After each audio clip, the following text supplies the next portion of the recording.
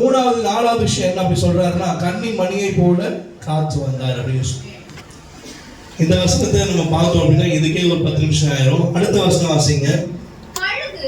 தன் கூட்டை கலைத்து தன் குட்டிகளின் மேல் அசைவாடி தன் செட்டைகளை விரித்து அவைகளை எடுத்து அவைகளை தன் செட்டைகளின் மேல் சுமந்து கொண்டு போகிறது போல. கழுகு எங்க கூடு கட்டும்? கழுகு எங்க கூடு கட்டும்? கொஞ்சம் எல்லாருமே பேசுறாங்க. கழுகு எங்க கூடு கட்டும்? மரத்துக்கு இல்லையா? மலையின் உச்சியில, கண்மலையின் உச்சியில என்ன பண்ணுன்னு சொன்னா கழுகு கூட கட்டும். அந்த கழுகு தான் கட்டின கூட கொஞ்ச நாளுக்கு அப்புறம் என்ன பண்ணுமா, கலைக்குமா. கலந்தோடனே அங்கிருந்து கழுகு குஞ்சுகள் என்ன பண்ணும், கீழே விழும். அதை என்ன பண்ணுமா, இந்த கழுகு கீழே விழுது முன்பதாக போய் சுமந்து கொண்டு அது போகுமா. இப்படி ஆண்டவர் இஸ்ரவேல் ஜனங்களை ஒவ்வொரு பிரச்சனை மத்தியிலும் ஆண்டவர் என்ன பண்றாருன்னா வல்லமையாய் வழி நடத்தி வந்ததை நம்மளால் பார்க்க முடியும். உதாரணத்துக்கு நான் யாரை எடுக்க விரும்புகிறேன் என்று சொன்னால் யோசேப்பை உங்களுக்கு காண்பித்து கொடுக்க விரும்புகிறேன். யோசேப்புடைய வாழ்க்கையில அவன் தகப்பனுக்கு ஒரு நல்ல செல்ல பிள்ளையா இருந்தான். எப்படிப்பட்ட பிள்ளையா இருந்தா, நல்ல ஒரு செல்ல பிள்ளையா, அப்பாவுக்கு ரொம்ப பிரியமான ஒரு மகளா இருக்கிறான். அவருக்கு சகோதரர்கள் இருக்கிறாங்க, எல்லாருமே இருக்கிறாங்க. ஆனாலும் ஆண்டவர் அந்த கூட்டு என்ன பண்றாருன்னா கலைக்கிறாரு. என்ன பண்றாரு, நல்ல ஒரு ஜோன்ல தான் இருக்கிறாரு, நல்ல அப்பா இருக்கிறாங்க, சகோதரர்கள் இருக்கிறாங்க, எல்லாருமே இருக்கிறாங்க. ஆனா ஆண்டவர் அந்த கூட்டுல இருந்து யோசேப்பை தனியாய் ஆண்டவர் பிரித்து எடுக்கிறார். நல்ல வாழ்க்கை என்ன பண்றாங்கன்னா ஆண்டவர் என்ன பண்றாருன்னா முதல்ல அவன் வஸ்திரத்தை என்ன பண்றாரு, அவன் சகோதரர்கள்லாம் இல்லை, அவன் சொல்றான், நீங்க எனக்கு என்ன செய்ய நினைச்சீங்க, தீமை செய்ய நினைச்சீங்க, அந்த கர்த்தர் எனக்கு நன்மையாக மாற்றினார். தன்னுடைய சகோதரர்கள் வஸ்திரத்தை உருவிட்டாங்க, அடிமையா விற்று போட்டாங்க, எல்லா காரியமும் நடந்தாலும் யோசேப்பு முடிவிலே எப்படிப்பட்டவனா இருக்கிறான் சொல்லி பார்வோனுக்கு அடுத்த ஸ்தானத்திலே இருக்கிறத நம்மளால பார்க்க முடியும். யோசேப்புடைய வாழ்க்கையில ஆண்டவர் அவன் கூட்ட கலைச்சதற்கு ஒரு முகாந்திரம் உண்டு. பார்த்து சொல்லுங்க, ஆண்டவர் உங்க வாழ்க்கையில உங்க கூட்ட கலைச்சதற்கு ஒரு முகாந்திரம் உண்டு. ஏன் ஆண்டவர் யோசேப்புடைய வாழ்க்கையில ஏன் ஆண்டவர் இந்த கூட்டை கலைக்கிற விஷயத்தை பண்ணணும் அப்படின்னா, எவன் மேல அபிஷேகம் இருக்கிறதோ, யார் மேல தரிசனம் இருக்கிறதோ அவருடைய வாழ்க்கையில ஆண்டவர் எதை செய்ய நினைக்கிறாரோ அதை செய்ய அவர் சித்தமுள்ளவராக இருக்கிறார். ஆமென் சொல்லுவோமே. எல்லாருடைய வாழ்க்கையிலும் ஆண்டவர் பெரிய காரியங்களை செய்யறது கிடையாது, சிலரை கொண்டு ஆண்டவர் பெரிய காரியங்களை செய்கிறார். ஆமென் சொல்லுவோமே. ஆண்டவர் ஆபிரகாம் அழைக்கும் போது ஆபிரகாம் இருக்கிற இடத்துல இருந்தே இல்லை, ஆண்டவர் ஆபிரகாம் இருக்கிற இடத்துல இருந்து வேற இடத்துக்கு வர சொல்றார். அல்லேலூயா. யாக்கோபு தன்னுடைய இடத்துல இருக்கும்போது இல்ல, அங்கிருந்து வேற இடத்துக்கு மாமனார் வீட்டுக்கு போகும்போது இருபது வர ஆண்டவர் கொடுக்கிறார். ஆமென் சொல்லுவோமே. இந்த வருடத்தின் ஆரம்பத்தில் நாம் இருந்த நிலை ஒன்றா இருக்கலாம், அல்லது இப்போ நம்ம பார்க்கும்போது வேற சிச்சுவேஷன்ல நம்ம ஆரம்பிக்கும் போது எங்கோ நல்ல ஒரு நிலையில் ஆரம்பிச்சோம், முடிக்கும் போது எங்கேயோ தாழ்மாரா இருக்கிறோமே அப்படின்னு சொல்லி ஒருவேளை புலம்பிட்டு இருந்தீங்கன்னா நான் சொல்றேன் உங்களுக்கு, ஆண்டவர் உங்களுடைய இலக்கை மாற்ற விரும்புகிறார். உங்களுடைய எல்லாவற்றையும் மாற்ற அந்த கூட்டம் என்ன பண்றாரு, ஆண்டவர் கொஞ்சம் கலைக்கிறார். அல்லேலூயா, அல்லேலூயா. ஆண்டவர் ஆபிரகாம் இருக்கிற இடத்துல ஆஸ்வதிக்க முடியுமா முடியாதா? யாக்கோபை இருக்கிற இடத்துல ஆஸ்வதிக்க முடியுமா முடியாதா? யோசேப்பை இருக்கிற இடத்துல ஆசீர்வதிக்க முடியுமா முடியாதா? ஏன் ஆண்டவர் தனியா பிரித்து எடுக்கிறார்கள்? எவரோட பெரிய அபிஷேகங்கள் இருக்கிறதோ, எவருடைய வாழ்க்கையில ஆண்டவர் பெரிய காரியங்களை செய்யணும் திட்டமிட்டு இருக்கிறாரோ அவங்களுடைய வாழ்க்கையில முதலாவது ஆண்டவர் என்ன செய்யறாரா, அவங்க கூட்டை கலைச்சு அவங்க வெளியெடுத்துட்டு வர்றாரு. எனக்கு மட்டும் ஏன் இவ்வளவு பெரிய பிரச்சனை, போராட்டங்கள், பாடுகள் சொல்லி நம்ம புலம்பிட்டு நான் சொல்றேன், உங்க கூட்ட கலைச்சதற்கு ஆண்டவர் ஒரு பெரிய முகாந்திரம் இருக்குது. காரணம், உங்க மேல வச்சிருக்கிற தரிசனம் பெருசு. அல்லேலூயா. இந்த வருடத்தின் கடைசியில் ஆண்டவருடைய வாக்குத்தத்தத்தை கெட்டிமா பிடிச்சுக்கிட்டு ஆண்டவர் என்னென்ன செய்வாரா செய்ய மாட்டாருன்னு ஒருவேளை குடும்பத்துல நீங்க உட்கார்ந்துட்டீங்கன்னா நான் சொல்றேன், உங்க வாழ்க்கையில ஆண்டவர் செய்ய நினைத்தது ஒரு மனிதனாலும் தடை செய்ய முடியாது. யோசேப்பு, ஆபிரகாம், யாக்கோபு இவங்க 3 பேர் வாழ்க்கையிலையும் பார்த்தோம் அப்படின்னு சொன்னா ஆண்டவர் அவர்கள் இடத்திலிருந்து வெளியே கொண்டு போய் தான் ஆசீர்வதிக்கிறார். அல்லேலூயா சொல்லுமே. நம்ம ஒரு கம்ஃபர்ட் ஜோனை தேடிட்டே போயிட்டு இருக்கோம். இங்க இருந்ததுன்னா நம்மளுக்கு பிரச்சனை இல்லை, இவங்க கூட இருந்தாங்கன்னா நமக்கு பிரச்சனை இல்லை, இந்த இடத்துல நம்ம இருந்தோம்னா பிரச்சனை இல்லைன்னு சொல்லி நம்ம ஒரு கம்ஃபர்ட் ஜோனை தேடி போயிட்டு இருக்கோம். ஆண்டவர் என்ன சொல்றாங்க, முதலாவது அதுல இருந்து நம்ம இந்த வருடத்தின் இறுதியில வெளியே எடுத்து வந்திருக்கிறாரு. நான் விசுவாசி எத்தனை பேரை வெளியே எடுத்து வந்திருக்கிறாரு. ஒருவேளை இன்னும் அந்த கம்ஃபர்ட் ஜோன் இருக்கிறீங்கன்னா நல்லா புரிந்து கொள்ளுங்க, யார் வெளியே வராங்களோ, யாருடைய கூடு கலைக்கப்படுகிறதோ அவர்கள் மேலதான் அபிஷேகம் இருக்குது. பக்கத்துல பார்த்து கேளுங்க, உங்க கூடு கலைக்கப்பட்டுச்சா இல்லையா அப்படின்னு கேளுங்க. பக்கத்துல பார்த்து நல்லா சத்தமா தான் கேளுங்க, யாரும் சொல்ல மாட்டாங்க. உங்க கூடு கலைக்கப்பட்டுச்சா? ஏன்னா அவங்க கூடு கலைக்கப்பட்டது அவங்களுடைய அபிஷேகம், அவங்களுடைய தரிசனம் எவ்வளவு பெருசுன்னு தெரியும்.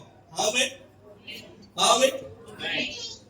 ஆண்டவர் முதலாவது என்ன பண்றாருன்னா, இந்த கழுகு எப்படி அது கூண்டை கலைச்சி தன் குஞ்சிகள் கீழே விழும்போது போய் தன் செட்டையினாலே என்ன பண்ணுது, சுமக்கிறது போல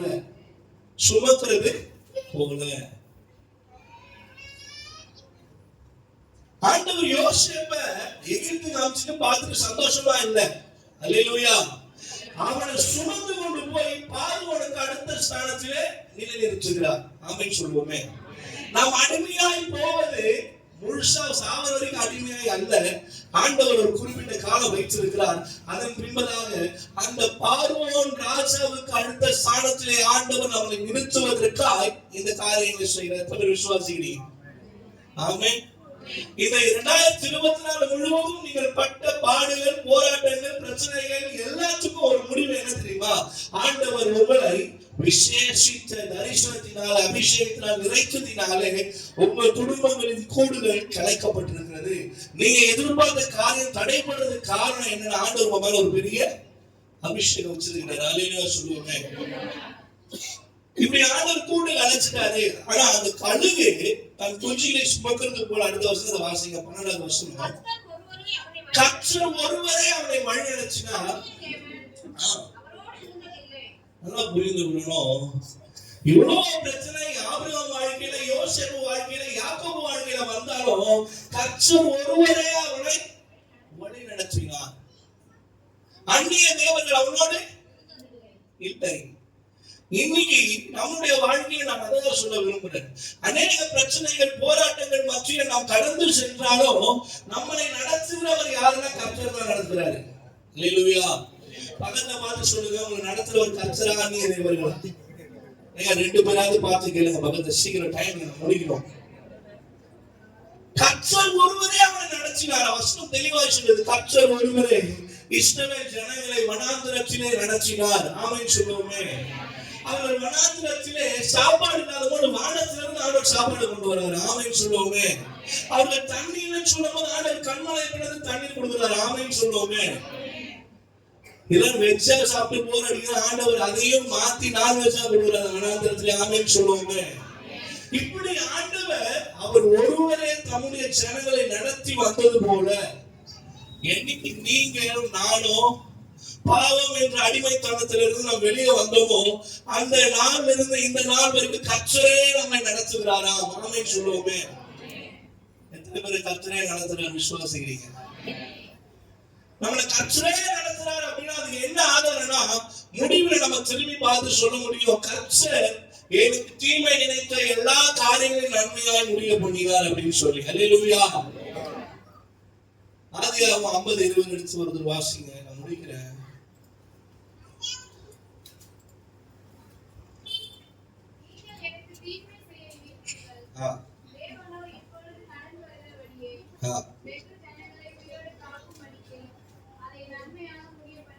ஒருவர் உபாகம் 1:31 எடுத்து வாசிங்க.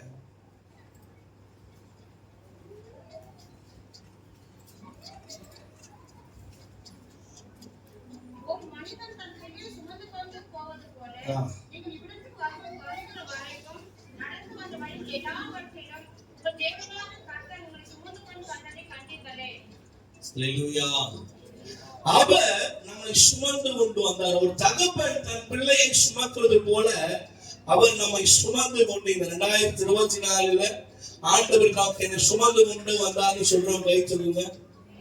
உங்க கரங்களை பார்க்க ஆசைப்படுறேன். நல்லா புரிந்து கொள்ளுங்க. யோசேப்புடைய வாழ்க்கையில ரொம்ப அற்பமான வாழ்க்கை தான், ரொம்ப சந்தோஷமான வாழ்க்கைலாம் இருந்துச்சு, முன்னாடி இருந்துச்சு. அவங்க அப்பா கூட ரொம்ப சந்தோஷமா இருந்தான்.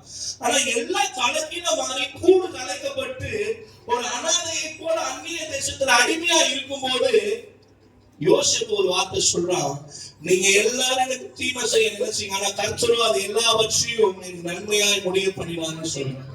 இது ஏன் சொல்றான்? கர்த்தர் அவனை ஒரு தகப்பன் குழந்தையை சுமக்கிறது போல யோசேப்பு ஆண்டவர் சுமந்து கொண்டே வந்திருக்கிறார். ஆமென் சொல்லுவோமே.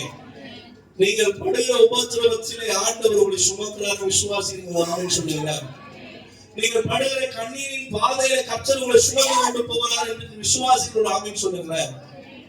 இது நியூ இயர்க்கு மாத்திரம், கிறிஸ்துமஸ்க்கு மாத்திரம், ஈஸ்டருக்கு மாத்திரம், குட் ஃப்ரைடேக்கு மாத்திரம் அல்ல. ஒவ்வொரு நாளும் கர்த்தரை தேடுகிறவர்களை ஆண்டவர் ஒரு நாளும் வெட்கப்படவே விடவே மாட்டார். அல்லேலூயா, அல்லேலூயா. எழுந்து நிற்போமா? எழுந்து நின்று. ரொம்ப பெரிய செய்தி அல்ல, ஆனா நான் சொல்ற காரியம் என்னன்னா, கர்த்தர் உங்க வாழ்க்கையில சில கூடுகளை கலைக்கிறதுக்கு காரணம் என்ன அப்படின்னா, உங்க மேல விசேஷித்த அபிஷேகம் இருக்கிறது. அல்லேலூயா. இந்த அபிஷேகம் யாரு மேல இருந்துச்சுன்னு சொன்னா, அந்த ஆபிரகாம் மேல இந்த அபிஷேகம் இருந்தது, அந்த யோசேப்பு மேல, அந்த யாக்கோபு மேல இந்த அபிஷேகம் இருந்துச்சு. இன்னைக்கு ஆண்டவர் ஏன் என் வாழ்க்கையில இப்படிப்பட்ட காரியங்களை செய்து கொண்டிருக்கிறார், ஆண்டவர் ஏன் என்னுடைய வாழ்க்கையில இப்படிப்பட்ட சூழலை அமைத்திருக்கிறார் என்று சொன்னால், கர்த்தர் உன்னை கொண்டு பெரிய காரியங்களை செய்ய போகிறார். அல்லேலூயா. கண்ணை மூடி நம்ம கையை உயர்த்தி, ஆண்டவரே நீ செய்கிற காரியங்கள் ஆண்டவரே பிரமிப்பானதா இருக்கிறது. ஆண்டவரே நீ செய்கிற காரியம் ஆண்டவரே பெரிய காரியங்களா இருக்கிறது. கையை உயர்த்தி ஒரே ஒரு மாத்திரம் பாடி நான் முடிக்க விரும்புகிறேன். Thank you Jesus. நல்ல எபினேசரா என்னை நடத்தி வந்தீரே, நன்றி சொல்ல வார்த்தை நீங்க சொல்லுங்க. நல்ல எபினேசரா என்னை